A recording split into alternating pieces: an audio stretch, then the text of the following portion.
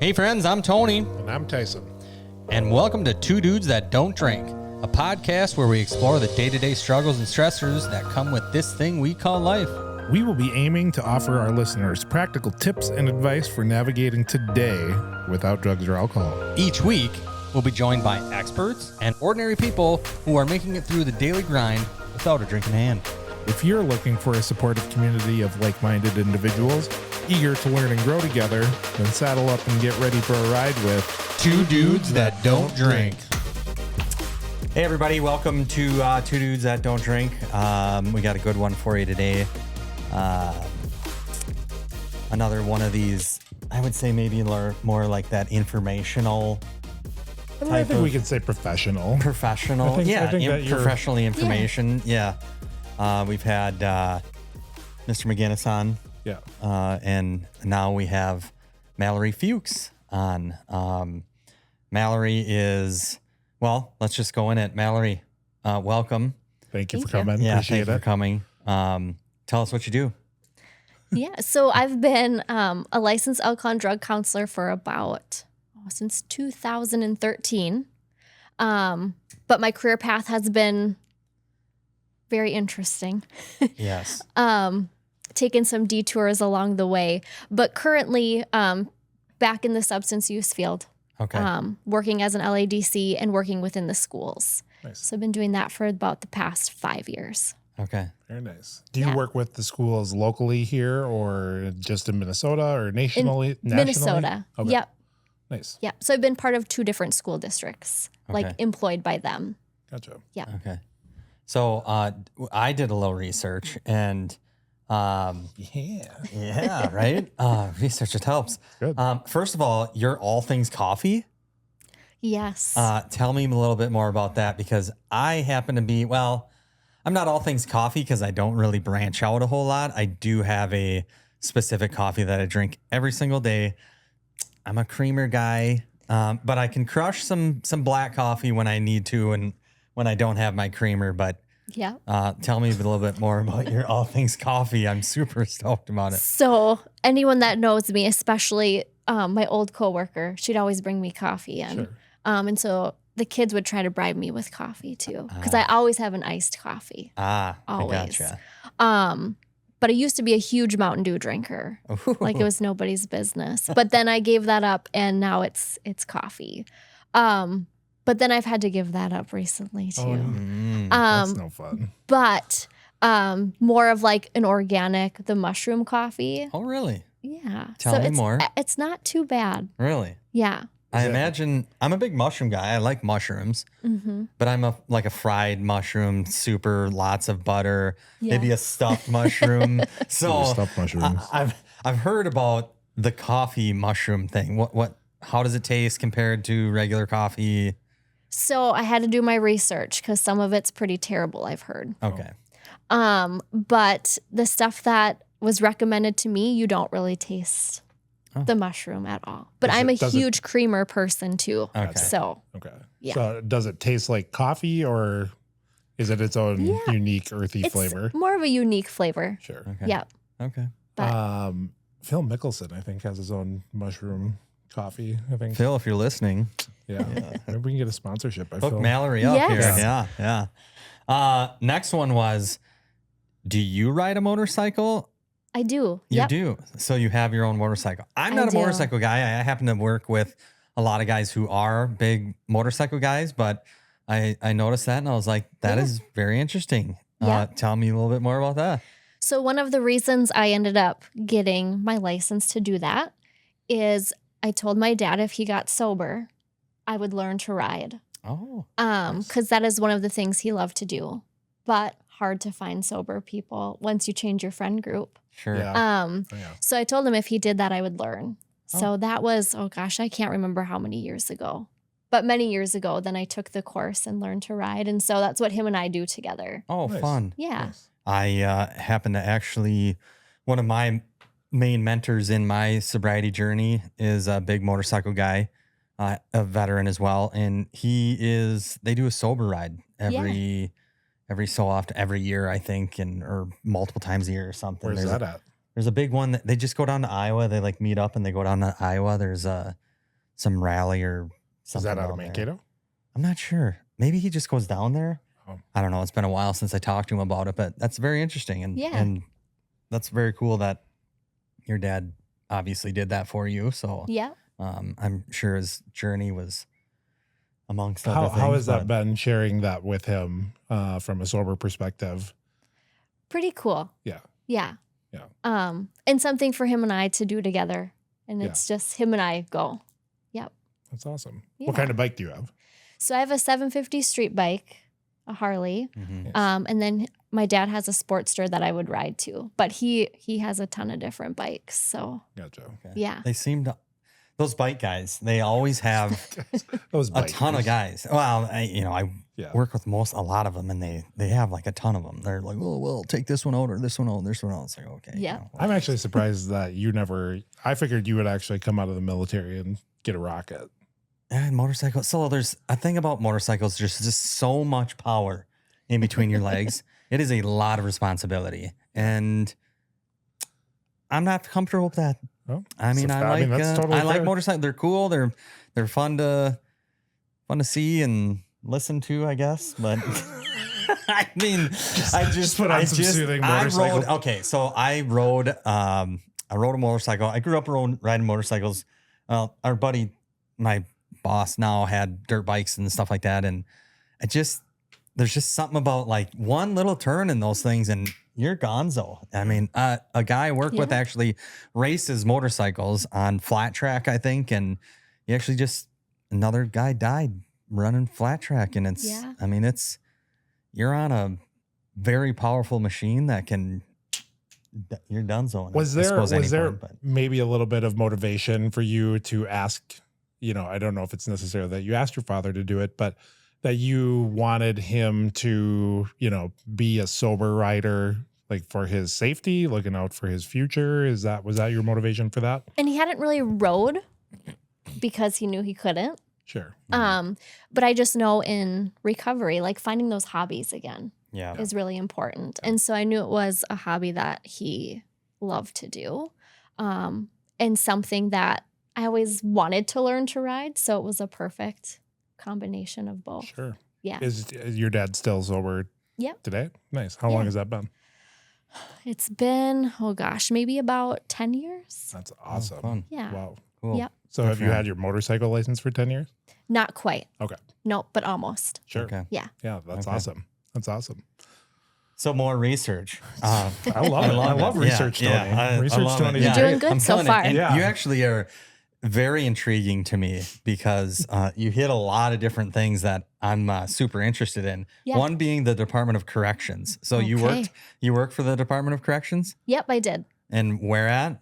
At the Faribault prison. At the Faribault prison. Yeah. And is that one co-ed, male, female, Nope. So all male. all male? And it's medium and minimum. So they have Okay. both there. Okay, so and then what exactly did you do with the Department of Corrections? Were you doing the drug and alcohol? Yep. Okay. Yep. So as a counselor there. Okay.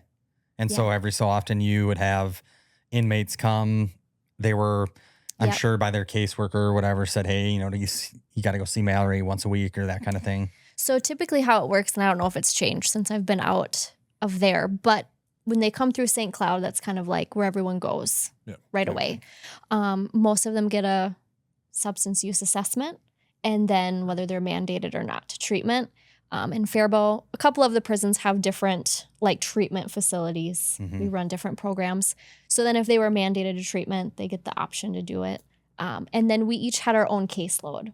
So I had about 15 guys in a group that we met with every day for 2 hours. Oh, wow. And then they would go to lunch, come back, and then it would be another like 2 hours of a psychoeducation lecture of some sort. So all day. Psychoeducation. Yeah. What is that?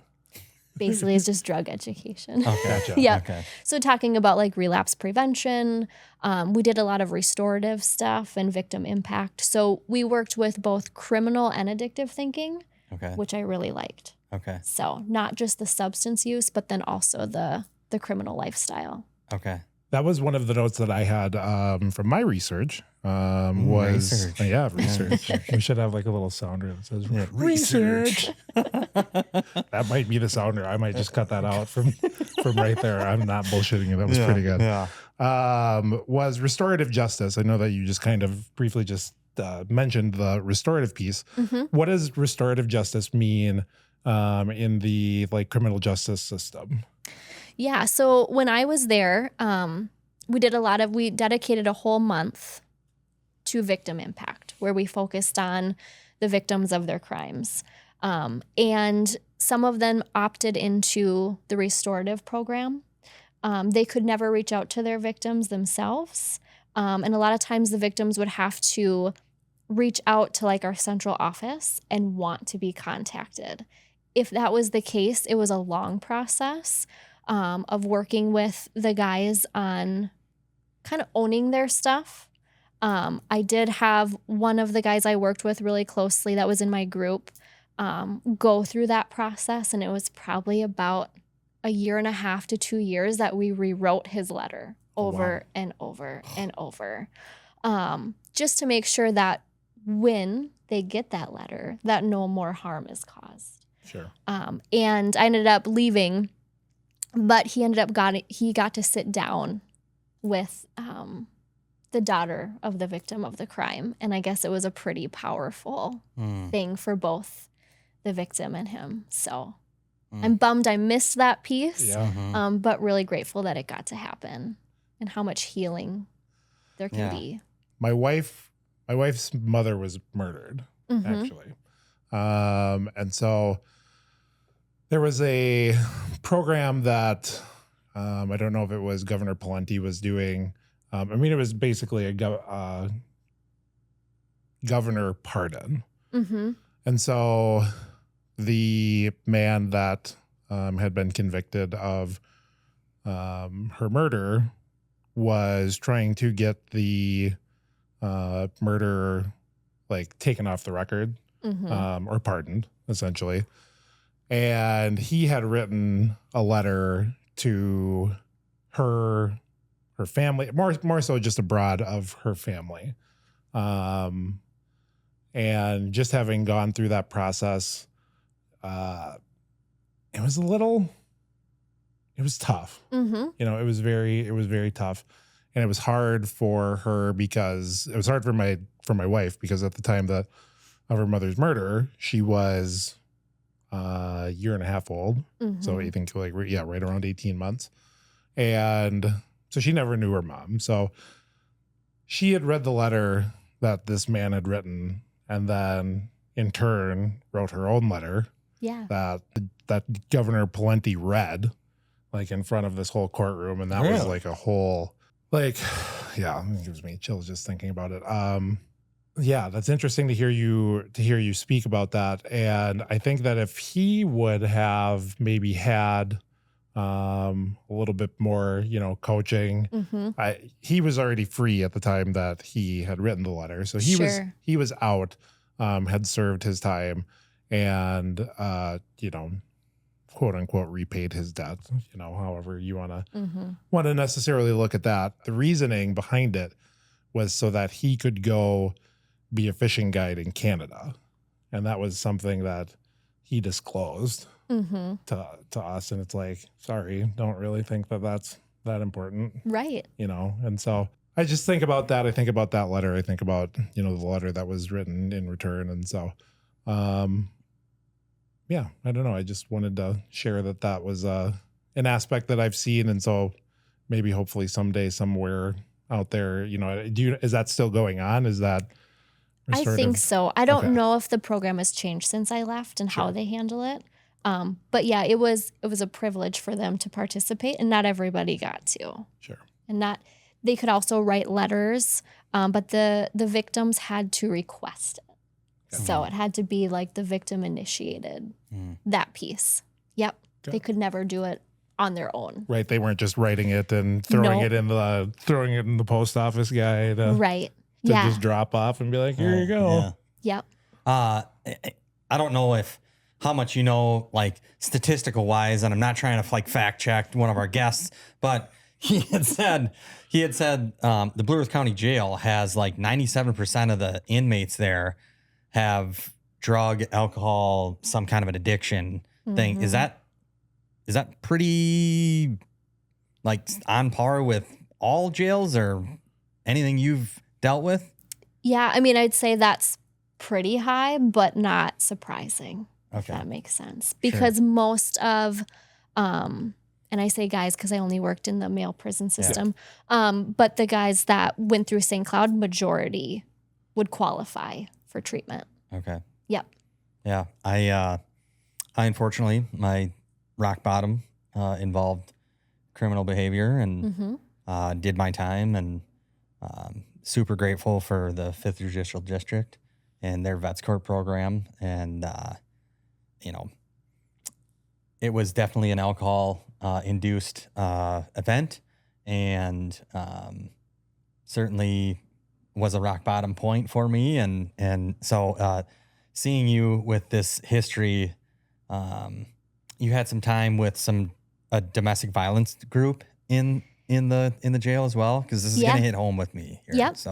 So when I worked for the Department of Corrections, the one thing that we saw was oftentimes the domestic violence charges would get dropped somewhere along the line and they would go after maybe a more significant charge, if that makes sense. Sure.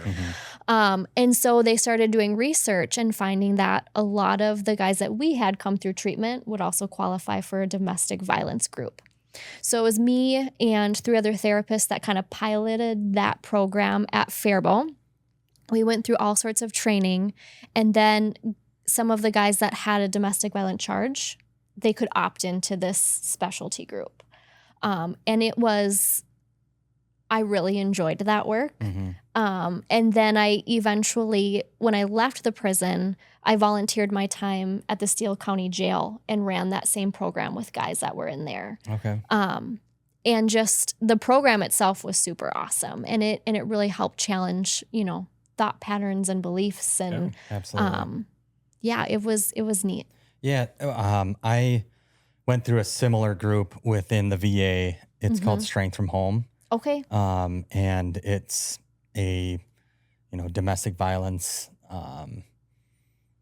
veteran geared program that I volunteered for everything while I went through this whole thing because, this was, I fucked up and I totally took 100% ownership of that. And knowing that the guy who's still in the Blue Earth County Jail, my drunk self is there and he will forever be there. It was something that it's very eye-opening in these groups. And for somebody that may be listening to this that has an opportunity to go and to try this stuff out, and is it kind of, it's, I don't really want to do that. It really does open your eyes, and you have to grasp it. You got to open up. You got to be full attention with it and kind of soak it all in. You may not take all the information that's given, or you may not agree with everything that's there, but it's certainly something when you're in deep shit, like you got to climb back out of that hole. And these groups help a ton. Yeah. A ton. Did you see a lot of success with those groups? Yeah. And even in, how they talked about whether it was their significant other or that changed like throughout time. Their phone conversations changed. It was really interesting. And so prior to that, we actually allowed the victims of domestic violence to come visit. So they could come visit. And then that changed once these groups started. They changed that policy that they could no longer come to visiting. And so that was a really interesting shift. How did that impact the incarcerated individuals? They struggled with that. Yeah, I bet. But it was wild to see for some of them, even the control they still had when they were locked up on some of their victims that were still out just over the phone or the visiting. And so I think that was a really great move on the Department of Corrections in Minnesota's part. Sure. There's another just weird story connection. My wife bought a used smartwatch, and it has its own. I promise this will get back there. It has its own cellular service, so it has its own number. Yeah. Whoever had that watch before had must have given it to somebody in the jail. Oh, sure. And so she will randomly get messages that say, put money on my books. Yeah, put money on my books. Where is such and such? Who is this? And it's like, well, if you're not her, you know her, so give me back my stuff and do this and do that. And it's like, I guess I just look at that as what you're just talking about, is those people that are still incarcerated, that still have that control, because somebody had that watch and they still were doing those things. Otherwise, that person would stop texting the watch or calling and leaving a message. Right. Yeah, I just think it's just such a weird dynamic. I feel like from a healthy minded and relationship person, I just can't imagine having that control or needing that kind of control. And so to hear about things like that, for me, that's just a whole new world, a whole undiscovered piece of life that I've just never even understood before. But it's definitely something that people gotta go through and deal with, that that they need help. I mean, so it's good that there are things out there for them. Moving right along, another position that you held within your career, and we'll get to your current career here, but you got a pretty cool career going here. You worked for the FBI. Yep. And that is after the Department of Corrections? Yeah. So during my time at the DOC, I really enjoyed the criminal aspect. Really got into identifying gang symbols, tattoos, that kind of stuff that really intrigued me. And so it's just weird how the world works and connections. But my sister knew a guy that she had worked with. She's an accountant. So we are totally opposites, right? I got tattoos. I like the adrenaline rush, and she's the number cruncher. Mm-hmm. But she had worked with a guy who ended up going in to the FBI. And he had said, I'd put an application in, just see what happens. You have a wealth of knowledge working at the prison. So I was like, I'll see what happens. And then I went back to school to get my master's degree in gang studies. That was my emphasis. No way. You can do that? Yeah. Oh my gosh, I'm going back to school. Yeah. Super cool. I hate school. I'm not doing that. So was it a criminal squad you went into with the FBI? Yeah. So I ended up going through the whole process, got in, went out to Quantico. When you're out there, you have no idea where you'll be placed or what violation you're going to work. Okay. So it's kind of wherever they decide is what you do. So my hope was that I'd go to the criminal squad and not white collar crime. Mm-hmm. Yeah, I was gonna say you're gonna get your sister's tax crimes, Right? Yeah, or Yeah. not her tax crimes, but things that she would probably be interested in. Yes. And so that's what I was assigned. So specifically, how drugs were moving into the United States from the Western Hemisphere is kind of what my niche was. That is, yeah. Oh, that is amazing. Yeah. Yeah. That is amazing. So I am really into there's a TV show on Netflix called Mindhunter. And Okay. I'm rewatching it, and I have to ask this. I mean, I haven't seen it, but I know what show you're talking about. Okay, so it's back in the 70s, I think. They started introducing, I guess there was a couple of guys that started this profiling on serial killers. It's about serial killers. I think it's a true story, and that is something that is taught to each FBI as you go through Quantico, is this profiling, and to be you're this type of person, you're apt to do this, you're likely to do this, you've been here, and that kind of thing. Is that? So what's wild is murder is not a federal crime. What? Really? Yeah. Believe it or not. So unless, a lot of times you'd get invited in if local police wanted you involved, or if it was a missing person first, it crossed state lines, those kind of things. So when I got there, I was kind of murder is not even a crime we investigate. Wow. So Yeah. I guess I'm just so confused by that. That's a weird So as an FBI agent, you would only be assisting a local or a state murder investigation if that was what you were doing with anything murder. Yep. Now, like with the serial killer cases and stuff, the whole profiler idea or like Criminal Minds, like it's not necessarily a real. Okay. Sure. You know what I mean? Yeah. Yeah. Yeah. People don't necessarily. But there are fit some in. Quantico, like a number of people we were told that work some of that stuff, but it's not a typical agent role. Okay. Yeah. Okay. So now that I know that you have, like, this is gonna just sound so weird coming from me, I think. But do you gang like signs, like hand signs? Yeah, I used to be really good at that. I've kind of ditched some of it now, because So like if I just started throwing up some like gang signs, you would like, I don't know if I'm gonna do it because I don't know if I don't know if I need to. Well, you're wearing red, bro. Yeah, I know, but I'm also wearing blue. Yeah. Like, I mean, like you could just like walk by some people, and if they were throwing up gang signs, you'd be like, well, that's not even real because those aren't real gang signs. Like, Yep. So this is what would happen in the schools too. I'd have kids throw up gang signs, and they're not used to staff knowing. sure. No shit.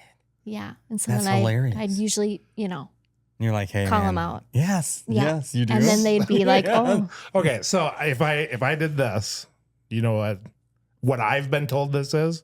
you tell me what you've been told. I've been told that the Yep, I've seen those. pitchforks, right? Pitchforks, yep. Okay.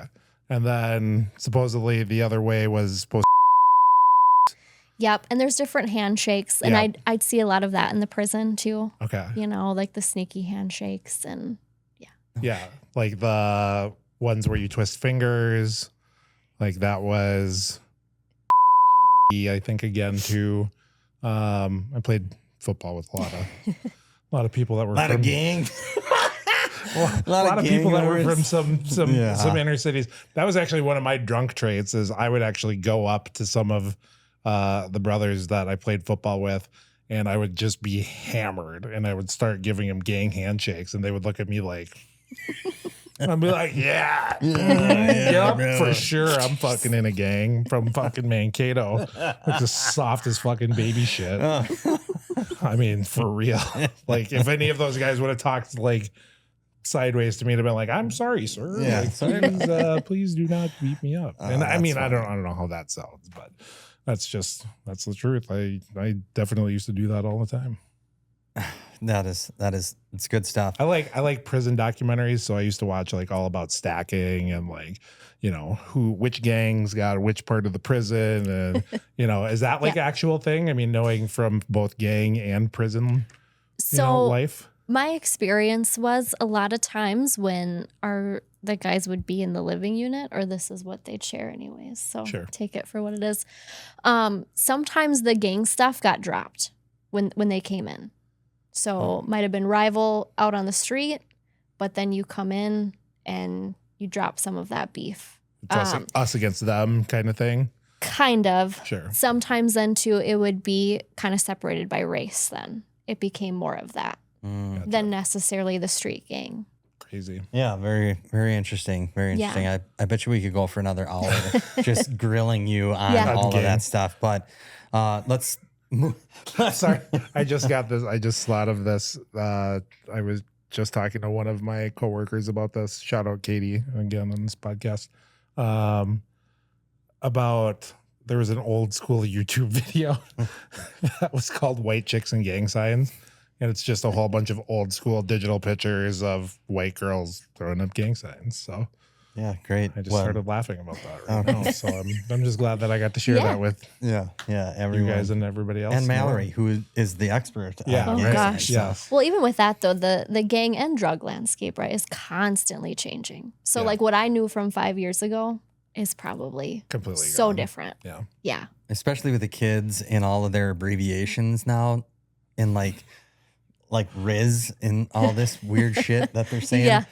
So let's just segue right into that. Is you're now in the schools Yep. and currently working in the school district. Which school district is that? Yep. So I'm in a recovery school. Oh, okay. and an ALC combined. So I work on both of those. Yep. Okay. And I went back to my hometown, actually. That's Oh. where I started in the schools. Okay. Which was pretty cool. Nice. Yeah. And it's a chemical health coordinator? Yep, or counselor. Sometimes we get all sorts of different titles, but Sure. yeah. So what are you concentrating most, or what's a day in the life of Mallory in one of these schools right now? So right now, what a lot of us, there's a number of alcohol and drug counselors that are in the schools. And that all looks different for each and every one of us, depending on what district you work for. But a lot of times, I think the idea is they want us to come in and help with the substance use problem. And a lot of us want to get on the preventative end. Like, we want to do the prevention. But we're seeing that there is such a need for support that it's kind of like a catch-up, right? So a lot of times it's students that get essentially caught at school using. They get referred to me. So that's kind of like the main part of the school that I work with. And then with the recovery school piece, it's students that have committed to be sober and in recovery. A lot of them have gone through treatment already, and it's a place to come back to than going back into the mainstream schools. So for them, I run a group every day, and then I do individual sessions with them. And then I'm just a checkpoint if they need anything more. The students on more of like the traditional school side, it's really up to them if they want to work with me or not. I don't want it to be a punishment. Like, you get caught, you have to speak with her. Mm-hmm. Usually that's how it initially happens, is like, you at least need to connect with me, know I'm a resource. But it's really up to them if they choose to want to further that conversation and relationship. And then I typically connect them to outside resources, or at least work on a plan of like, how are we going to stay sober today at school? Really? Yeah. There's kids just getting hammered in school, or is it more of drug use? So a lot of vaping, but a lot of the vaping we're seeing is the THC. I started drinking in 6th grade, and it was peer pressure. Like, hey, let's go do this. I got a bottle of SoCo and Mountain Dew. And it's like, yeah, let's go, do that kind of thing. And I started drinking then and was involved in sports. I knew I was going to excel in sports throughout my high school career. But the high school career also was just a big party for me. And I even at a point, might have tossed out a track meet, and because I wanted to go party that weekend. I don't know where you were going with that for a second there, but now, yes. Yeah. And it's tough for me to say because I excelled at that stuff, and that's what I should have put all of my energy into. But I think I was already somewhat of an addict back in junior high or as an 11th grader, and I wanted to go party. And partying involved drinking, and I never really was a smoker and a drug guy, but I wanted to drink and I wanted to have fun, and that's what I gravitated towards. But I also was a very good athlete, and it took away my partying and my addiction took away a lot of what I could have been. I could have been more successful at sports, and I think this theme goes with a lot of our classmates. We were a very talented group, but we all loved to party, and we all really liked to party, and we all like to hang out with each other and do stupid shit. But so you said prevention, and like, what are some signs of kids that, I came from a good home, I got decent grades, I had a driver's license, I didn't have any criminal activity, had a job, did all that shit, but I was more on the road of, hey, I want to party and I want to drink. Like, what is, and now I'm like, my daughter is going to 7th grade, and my son will be a 4th grader, and I have a 2-year-old, and they keep me very busy. But how do you, what do you do? Like, how do you prevent this?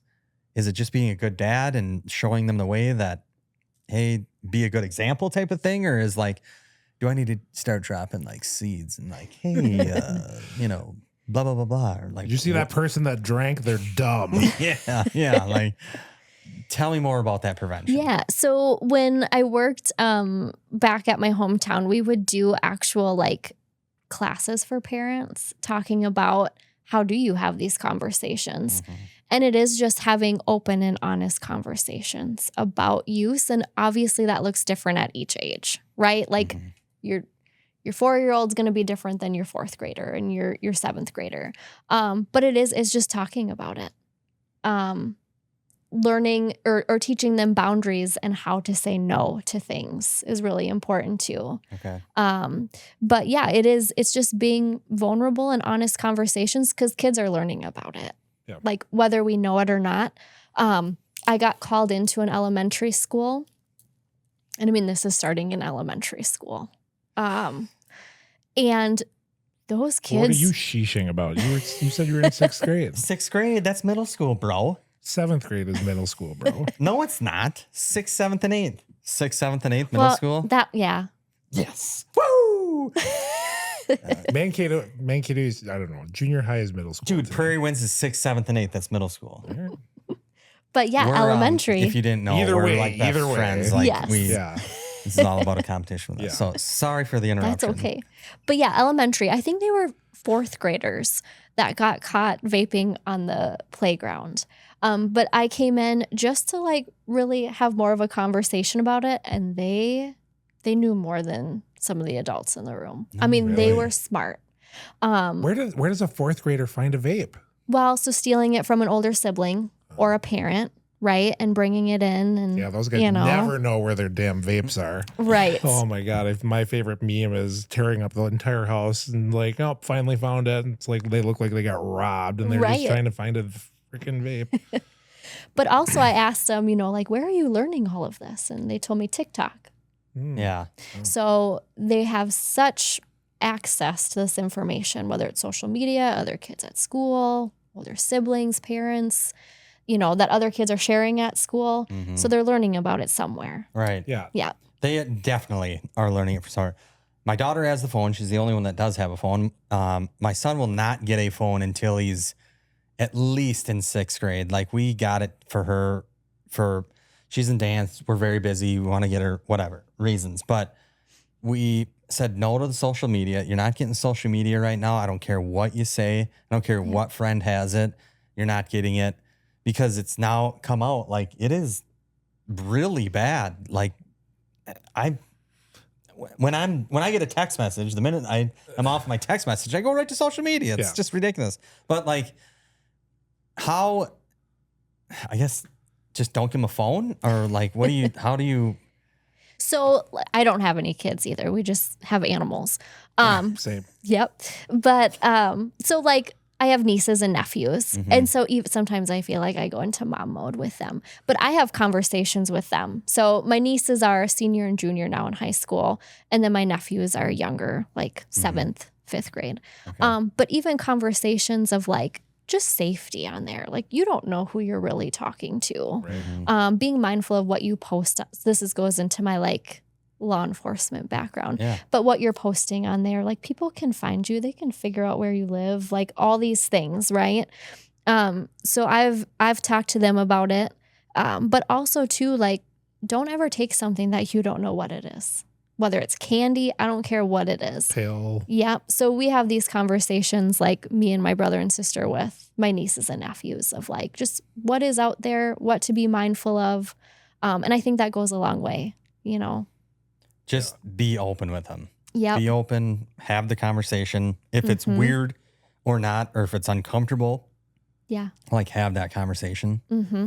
So I'm going to definitely 100% agree with you.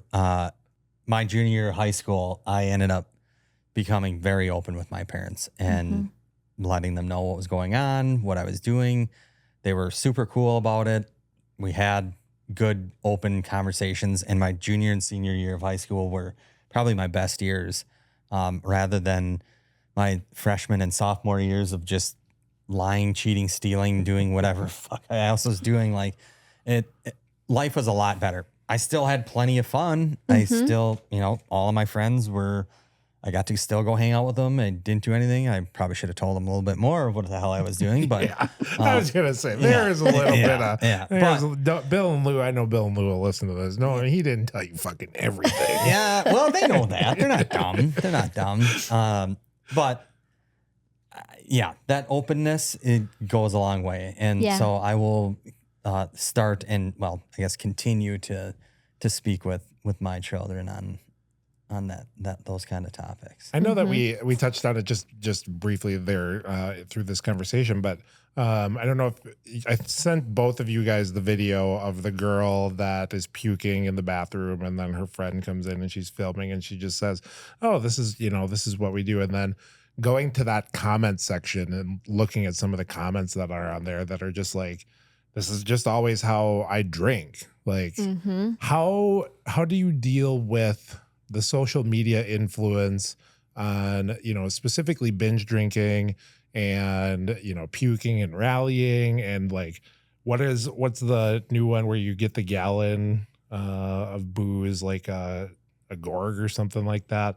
How do you, is it a parents thing, or is it a school thing, or is it a kids thing? Like, how is that best, fought against the social media views? So the one thing, working in more of the like recovery school atmosphere, there's a lot of parent involvement. And so we do have those conversations, and sometimes parents will take the social media away from their kid until they feel like they're in a good place to maybe have it back. So that's really helpful. And I think partnering with parents is huge. The more that we can partner with parents, the better success that we see happen. For the other students, it's, maybe talking to parents about this stuff, but ultimately, it's their decision what they end up doing with that with their child. But honestly, I don't see a lot of drinking in the schools. Really? Post-COVID, I saw a lot more of the drinking. After COVID, I mostly see the THC carts, and then pills. So the drinking I don't see as much with students. It's not as apparent anymore. Sure. I mean, I'm not saying it's not happening, but I'm not seeing it as much. That's crazy to me, because that's what we did. I mean, that was our weekend, was we would finish our football games or our track meets or anything, and we would drink, and there would be some people that were smoking and probably some people that were using drugs and whatever else. But we didn't grow up around that. So that's different for me to hear. And again, not having kids, that's a weird thing for me to hear, because I just think of alcohol as like the gateway drug. That's that to me. Everybody drinks. Maybe not everybody back then used marijuana. Maybe not everybody used THC. I think still to this day, I know people that have never smoked or even had an edible or anything like that. Yeah. But they've all definitely drank. And so that's weird for me to see.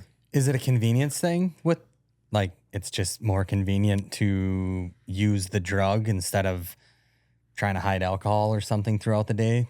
I think so. That's part of it. It's just trendy now. I mean, obviously it's trendy now to have a vape. Yep. And so, hey, I got this vape. I might as well throw some, what'd you call it? A THC cartridge. Yeah. I don't vape. So I don't know the lingo here. So so it's definitely a convenience. You have an almost teenager, so you better learn it. Yeah. Well, I think we're doing an okay job. Yeah, I don't know. I don't want to be naive. Like, like I don't want to be like, oh, she's never going to do it. But it's like, I got to get ahead of that. Do you, stepping back and talking about the parents, do you see that the parents are cooperative, or are you like, do you get the parents who are naive and are like, oh, my kid's never doing that, or no, we're not going to do this. This is too uncomfortable for us. Like, how do you pull those parents in? Yeah. I've seen all the above. Okay. Right. And ultimately some of them opt out of like, nope, I don't want them talking with you. Really? Like, okay. Like I respect that, it's their child. So I'm not going to. Sure. However, If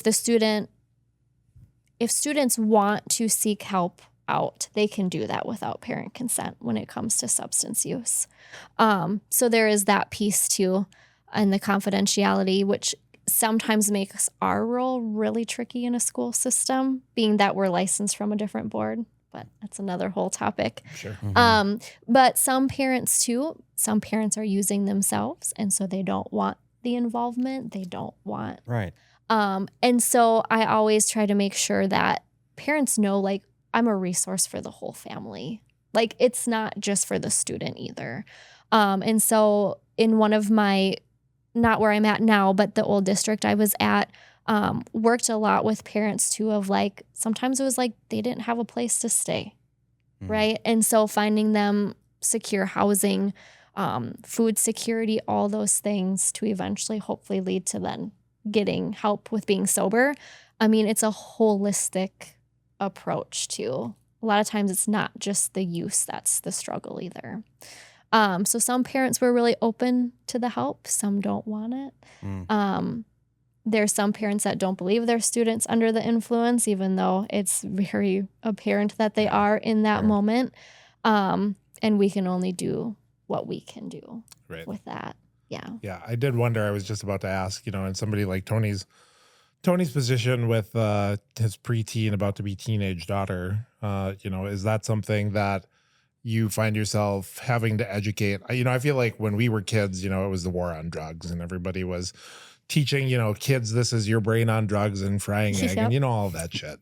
So it was very much focused on the children learning what was bad and the children taking the responsibility to say no. Is there a piece now these days where parents need to be educated? And I guess what sort of resources besides do you think are out there for parents to kind of learn that stuff so they can learn what a vape card is? Right. So, there's a lot of us LADCs in the schools trying to do that, like bring awareness, even for staff, like what to look for. Sure. And again, it's ever changing. I mean, we've found vapes that are literally functioning pens that you can buy off of Amazon. No shit. Right? Yeah. It's wild where you can hide your vape. Okay. And so it's educating staff, administration, parents on like where they hide it, how easy it is to get, maybe signs that they're using, because that can look different for each person, and depending on the substance, that looks different too. But other than, those of us working in the schools, I don't know what other resources are really out there. Sure. Can you tell us a little bit about the type of kid without like going into like HIPAA and shit like that? But like, are you seeing white collar kids, blue collar kids who, come from rough areas? It's all across the board, or is it there's a line and you can? It's all across the board. Users and these are not. Yeah. Yep. No, it's all across the board. And I think the one thing that I saw the most was usually our students that have decent grades, are athletes. It's like, oh no, not them. And I actually think they're the ones that struggle the most, and they fly under the radar, and they're functional, and it looks good. Right. So sometimes like I'd get referrals of students and it would be like, oh, but no, they can't be using. And it's like, oh no, like they are, but they're doing a really good job of like keeping it under the radar. Sure. And a lot of times they have a lot of pressure is what for some of them it comes down to. From their buddies. And like, what are they using? Are they getting high all the time on like weed and with the THC stuff, or are they like hitting scoops of blow and shit, or what are they doing? So mostly what we're seeing is the THC. Okay. Yeah, the marijuana. I have seen though, and this isn't maybe as popular, but a few years ago, even the like C4, the pre-workout. Yeah. Yep, they dry scoop that. Like that was a challenge. I mean, some of the challenges that are out there are wild. The Benadryl challenge. I had a few students participate in that and like go to the hospital. Really? These are all like TikTok Is that like liquid Benadryl? Yeah. or the pills, like see how many you can take and then you hallucinate and you record yourself. Robo tripping, yeah. That's really big again. Oh, Really? really? We're seeing that. Yep. I have to ask, are you, so I'm 40, we're both 40. Yeah. I guess, are you our age? 36. Okay. So, yeah. Yeah.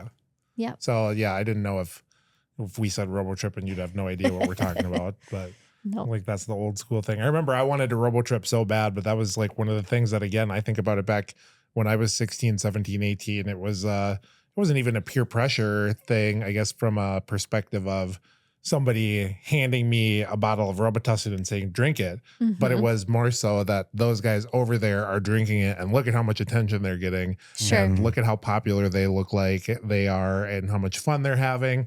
And, you know, I wanted to do that. That was the same thing with ecstasy for me. I never did try ecstasy, Mhm. but that was one of the things that I would see. You know, again, it comes back to probably that smoking cigarettes thing where it's like, the cool kids are doing it. So Right. I want to do it too. And I want to fit in. And there was, you know, pressure that way. And so it's, yeah, I guess it's one of those things that if you aren't, you know, you don't know what your kids are up to or where they're at or who they're with, you know, it can just become very easily a thing where it's like, hey, they're doing it. I'm going to do it. Let's go. Are these kids with the vapes and the THC stuff like, well, like, are we talking like they're like legitimately addicted to this stuff? Like they cannot function without it. And we're calling this an addiction. Mhm. So with THC and weed being legal now, Yeah. like I know people who like literally wake up and poke a oney and go to work and have master's degrees and PhDs and all that kind of shit. Yep. And how do you differentiate that between, I mean, obviously there's an adult and a child, but I mean, this Or is is where that the difference? like, one's an is adult? that but then how can you describe an adult being able to do it and a child being able to do it and saying the child is addicted to THC, but the adult, I mean, I suppose they're addicted to it because they have to get up and hit the oney, right? Right. Am I answering my own question here? Uh-huh. But I mean, that's I think you're kind of skirting along a question that's maybe a little bit more difficult in, you know, how does maybe the parent have that conversation if they are, you know, a student finds or a kid finds their vape, like an Mhm. adult's vape. How does one necessarily have that conversation of, well, you can't do it even though I'm doing it? Like, do you find that being a difficult conversation for parents to have? Yep. And a lot of times parents know that their kids are using and they're okay with it. They're just going to turn a blind eye to it. Like a lot of what I hear is, well, they could be doing worse things. Right. And so Sure.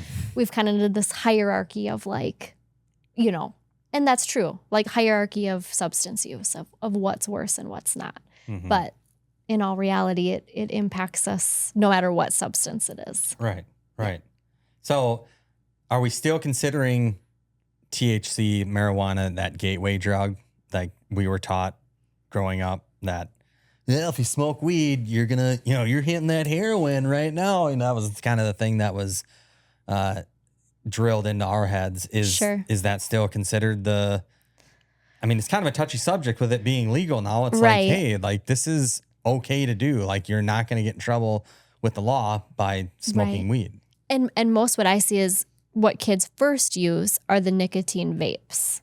And then it turns into the THC vapes. And today it's not, I took this really great training from this guy about like, it's not just weed anymore. The potency is so much more than it was. And then whatever's in these cartridges, a lot of them are homemade.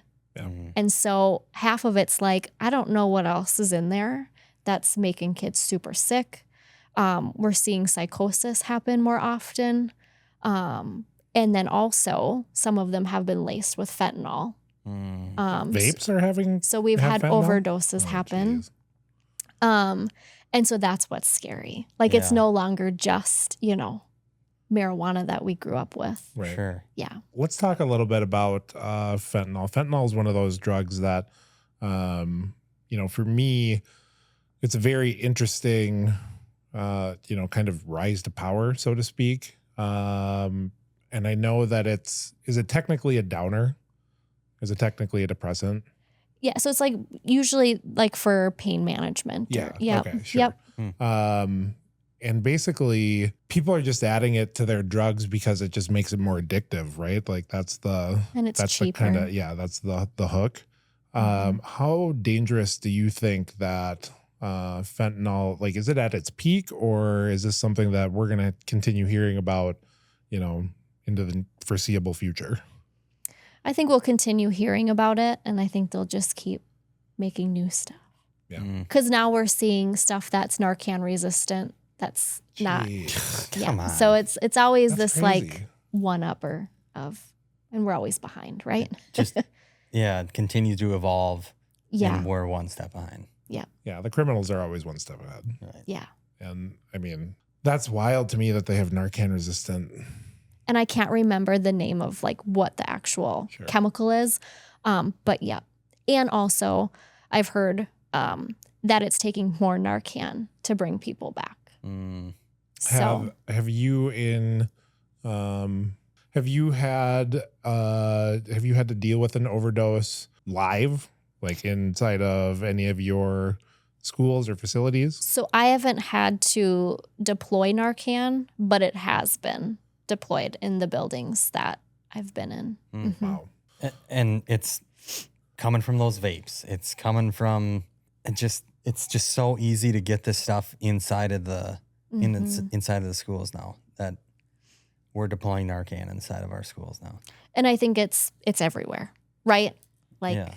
it's happening in all, I would probably say majority of schools. It's just we don't hear about it. So you mentioned something about how like you can kind of tell that they're using or that they're currently on. Like back in the day, you had to when we had to smoke it, right? You had to smoke Yeah. weed. Yeah. So like it was like And you oh, can smell it. yeah, like you can that. smell They're it. drug Yeah. Your eyes are dogs. fucking red. Like I'm tweaking out. Like I was never a good. I could never. I wasn't a good. You weren't a calm weed smoker. Yeah, weed smoker. Because I was so paranoid that somebody's gonna smell me and obviously see that my eyes are red and all that. So Yeah. like, what are some of the signs and symptoms now with this new vaping shit? So we still have kids that will use, the flower. Sure. Yeah. Yeah. And you'll smell it and you'll know, right? Okay. But also flip side of that is some students' parents use at home and they come in smelling like it. So that's And it's not legal. it's So. not always an indicator anymore. Mm. So we have to be careful of that too. Like I don't want to send a kid home because they live in a house that it's being used in. Yeah. Mhm. Right. Sure. But once, it's really building that relationship. Once I get to know the kids, I can tell a demeanor shift.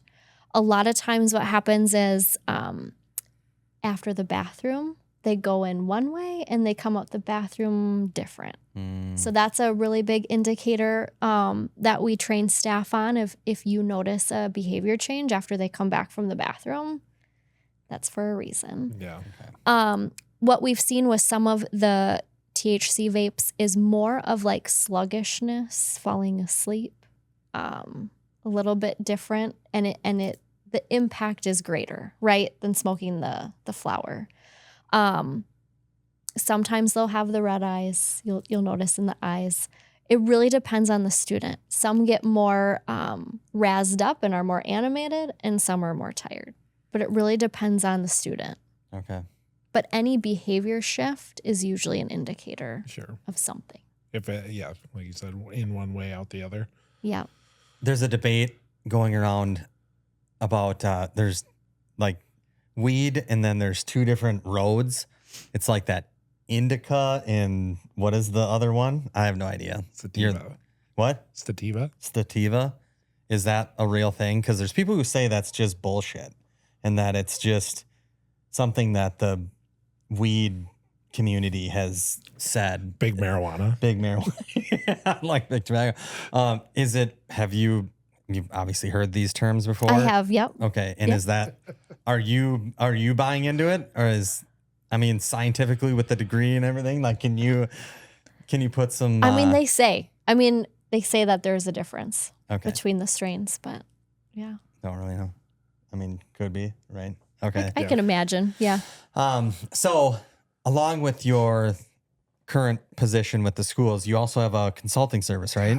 Are you going to let me ask anything? Well, no, I mean, no, you're fine. I'm just giving you shit, obviously. Okay. I love that you are asking a ton of questions. Yeah. So it's MK Recovery Consulting Services, correct? Yep. Yep. Can you tell us a little bit about the services that you provide? Yeah. I'm guessing it couples right in with the school counseling stuff. Yeah. So just seeing a need of, I mean, like I said, having an LADC in your building is rare for school districts.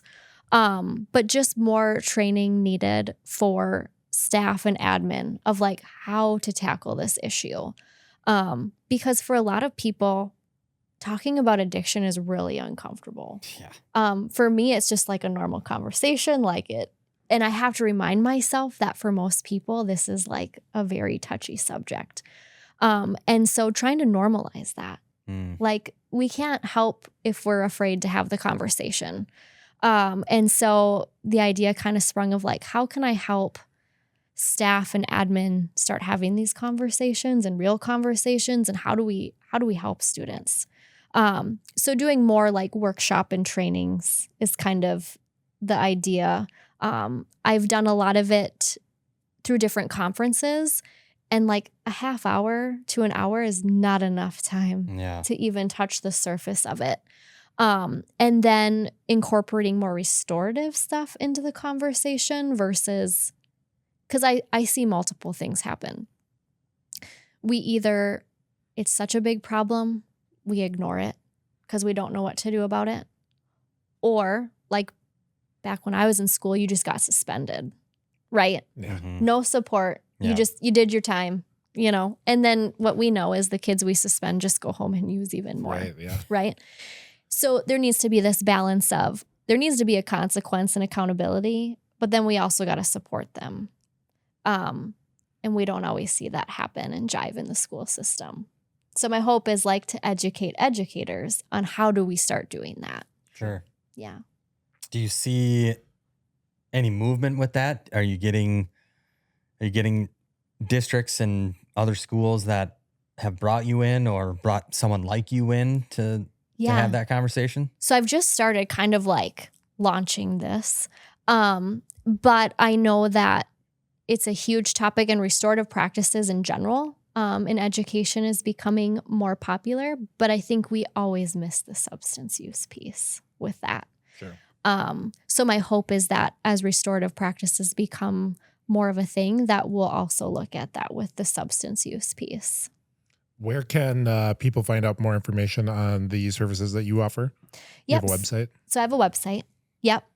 It's just mkrecoveryservices.com. Nice. And so it has on there just the different services we offer, the workshops. But like I said, and it has to be, a lot of times I think they hire our roles thinking we're going to like do all the work, right? Mm-hmm. We're one person. Yeah. You're going to fix everything, right? You just, just like that. Where it's really a community approach. Sure. Everyone's got to be on board with that. Right. And with it being such an uncomfortable topic, that's not always the case of everyone coming together to talk about it. Yep. What are some things you do to kind of offset that? So in one of the ALCs that I worked in, we were a smaller group, but having a really open-minded and strong leader makes a difference.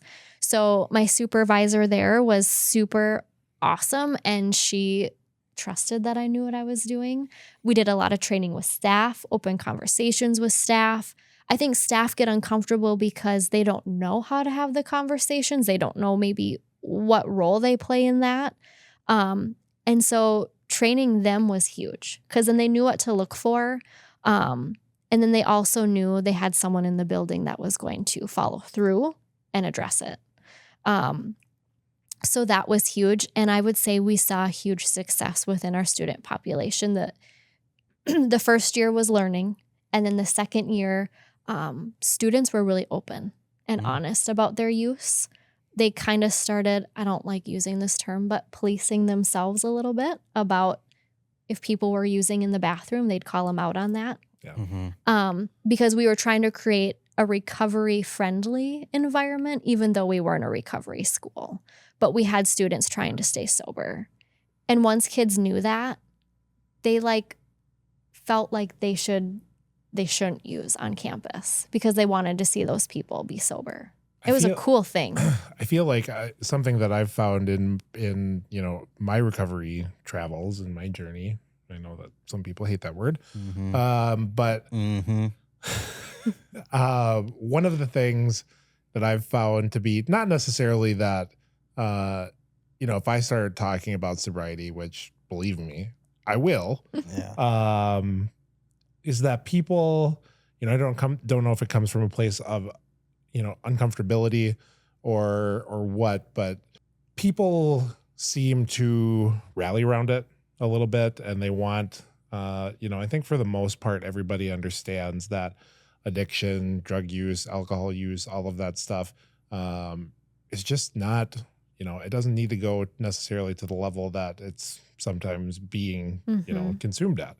I seem to find more people being on board with that and being more accepting of that. Would you say that that's something that you see a little bit more maybe in your recovery school, or is that something that just, what you were just kind of speaking of, that just happens naturally, in schools kind of all around? I don't know if it's all around. I think that culture has to be created and it has to be intentional, and the staff have to like lead that. Sure. Because I don't see that everywhere, not in every school. But we really talked a lot about it. And we did a lot of education on it. And there was a lot of supports for students. And I think that makes a difference too. Yeah. And high accountability. I mean, they knew that if they used at school, there was going to be a parent meeting. There was a lot of things that they had to do before they could come back and be part of that community again. And parents knew that. And I just think being transparent and honest about that is huge. So our students knew that coming into our ALC of like what we were about, and it's a choice to be here. And if they didn't want to follow that, then they could go back to their main high school. But most of them wanted to stay because they wanted the support. That's awesome. So, yeah. In talking about young people and addiction, I think for me, I'm probably speaking, for both of us a little bit here. Recovery was not even a question or a thought going through my mind as a teenager. Young people in recovery, I didn't even know that was a thing. But there are many people now that I've met that personally got sober at like a very young age. There's a couple people that I know that were teenagers and got sober, early 20s that got sober. Do you know, I don't know if it's necessarily any specific stats, or do you see anything with young people in recovery where being sober is kind of a thing that is more popular these days? I would say so. So what's been kind of cool is having students that have graduated already, and just even seeing them like advocating for sobriety with their friends on social media, wherever it is. Like I see more of that now than I've ever seen. And so that's pretty cool to see. I actually have written down, would it be beneficial to have like alumni come back and speak to the kids? But I suppose like me going into my high school being like, hey kids, don't do drugs. I'm 40, look at me. It's got to be somebody within their age, like within a couple of years or something, that would come in and say, hey, sobriety, don't do it, whatever, that kind of thing. Because certainly a 40-year-old guy coming in and they're going to be like, boy, do I connect with this guy. Yeah, right. Yeah, because if there's anybody. It's just something that it is a big regret for me, is how I used and the decisions I made growing up. Like it's so, like this is what I coach my kid, my son's sports, and a part of it is like I made so many mistakes as a kid. Like I am coaching them and giving them bits and pieces. They're only 9 years old. I mean, they don't know a whole lot of it, but I do not want that for my son and his friends to go through that stuff, because I did it, I lived it, and like, you can have such a better life without making those decisions. And so that's just where this is more of just a rant than anything, but that's where I want to go to these high schools and just tell these kids, like, just save all of this stuff for when your brain is more developed and you're ready for this, and just be a kid and have fun right now as a high school kid. And so, well, to respect your time, because we know that your better half, or your equal half is your ride. Before we start closing, one thing that I did want to ask you is, are you in your own recovery? Are you in your own sober journey these days yourself? So for me, alcohol hasn't been a huge part of my life. I mean, when I was younger, right? Dabbled in that, probably enjoyed it way too much. But same thing, like never got in trouble for it. I was that like athlete, straight A student, but I also resonate with that of like flew under the radar of all my struggles because I looked like I had it together. But then once I went to college, that really mellowed out for me. And then it was just, the occasional drinking. But in the last few months, it was just kind of like this feeling of like, you know what, I just want to give up alcohol altogether. Like it really has no place in my life. And then recently, had some weird health issues go on and couldn't get answers, and then went through this like holistic doctor and found out that I have Lyme's disease. So that was shocking. Yeah. But alcohol is like throwing gasoline on a lot of that stuff and just the inflammation. And so it was almost weird, like my mind and body already telling me, you got to give this up, amongst so many other things I've had to give up that I love, like coffee and dairy and gluten and all the things. But just how much like connected our mental health, our physical health, spiritual, how it's all so connected. And that's, I think, what I see a lot of with our young people is the mental health is the driving factor to the use. A lot of them will tell me I'm using because I'm anxious, I'm depressed, I don't have any hobbies, all these things. So I'm one of those people of like, I want to get to the root cause. And so what's causing the anxiety? Those are the conversations I typically have with students to figure out the right resource to send them to. But same for me, and my health piece is like getting to the root cause of what's going on and then what I have to eliminate to manage those symptoms. But I think about that just in recovery as well as with anything, and that healing piece. What are you doing over the summers when you're not involved in the school district stuff? So I still do work some of the summer because our recovery school goes all year round. We just have some longer breaks just so they have support all year. But I love to refurbish furniture. That is like my therapy. Nice. I like to take old things and make them beautiful again. And then we have dogs and cats and chickens. So I spend a lot of time outside with them. And then I've been trying to write a book. Nice. About my life, so that I'm working on that. Yeah. Very nice. Yeah. And then I know that we did briefly, I don't know if it was before we got on here or since we've been on here. You have done a podcast yourself. Yep. And then looking to start that back up. Yeah. Hopefully in September. Nice. And kind of more focused on like the school piece of like what we're seeing and talking to other educators and also just people from different, because I've had such a wild career path. Yeah. Like bringing people in from the Department of Corrections and different places and law enforcement and talking about, I know for me working in those lines of work of a lot of crisis, high trauma, you experience a lot and there's not always someone to talk to about that. I can't go home and talk to my husband about my day because of confidentiality. And then in law enforcement, I certainly couldn't come home and tell him For sure. what I'm investigating.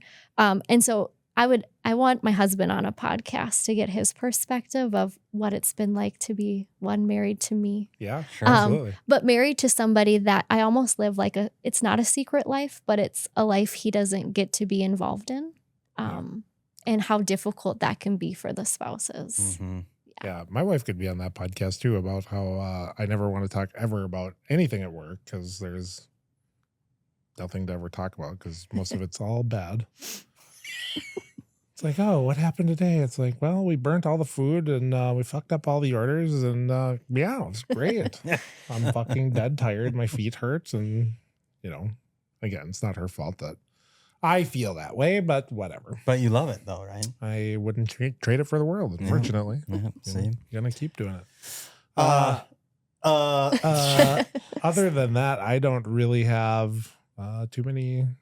I got a couple final questions. Okay, last questions. Well, I got to ask my one question. It used to be like 3, but I forgot the other 2. So back in your days of partying and drinking, what was your party song?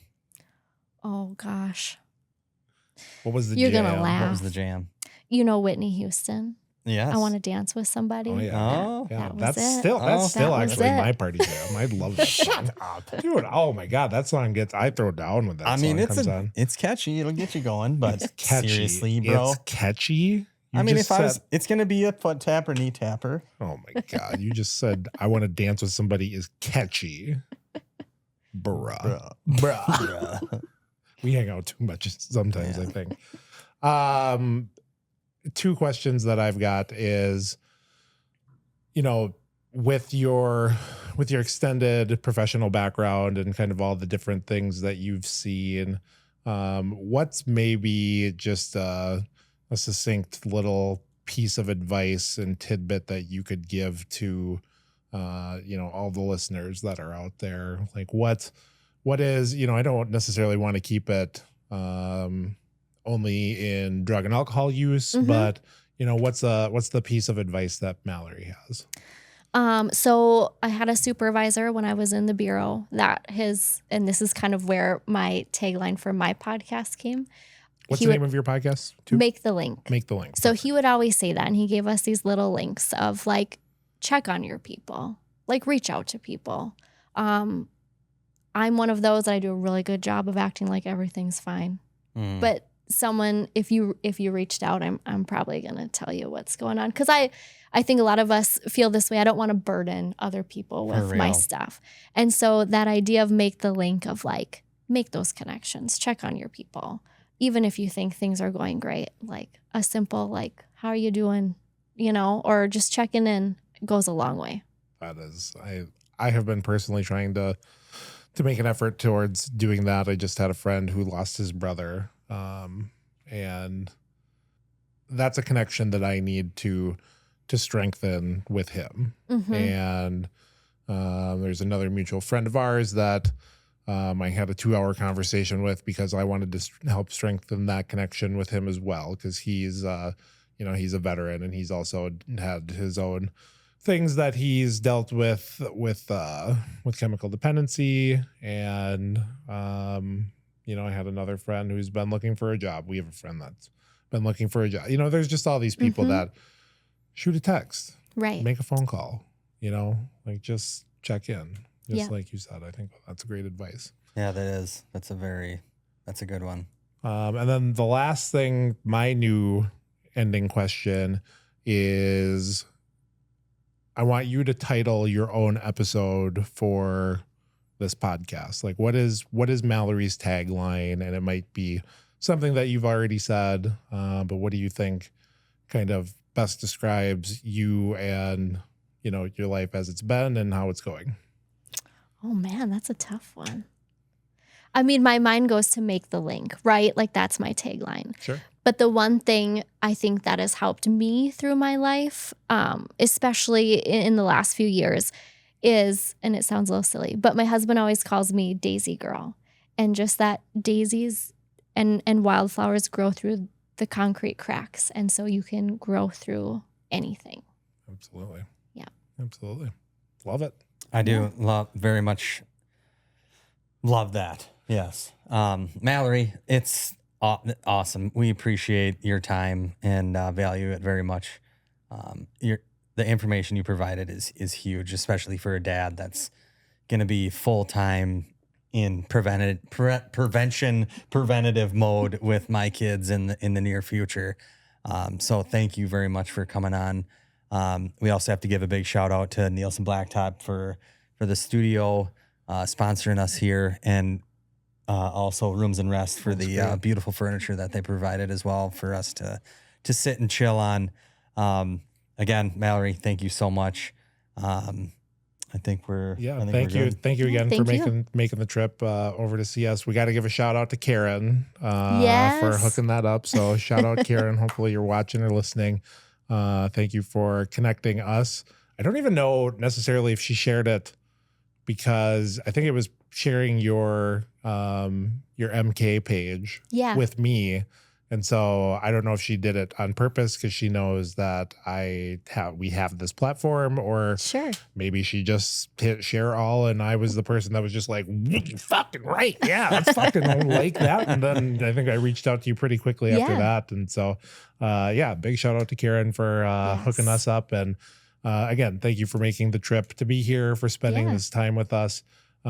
Even as a person without children, I definitely always am thinking about, what is the next step in this whole journey, this whole thing. And I'm trying to use this as a recovery platform for kids too. I mean, if you are of the age that you already know you're smarter than we were when we were that age, and you're able to make that distinction that drugs and alcohol aren't going to be for you in the future, then fucking come here and check out Two Dudes That Don't Drink with our special guest Mallory. But thank you again for coming on with us. Look her up, definitely. Sounds good. Thank you, and we'll see you out there. See ya. Thanks.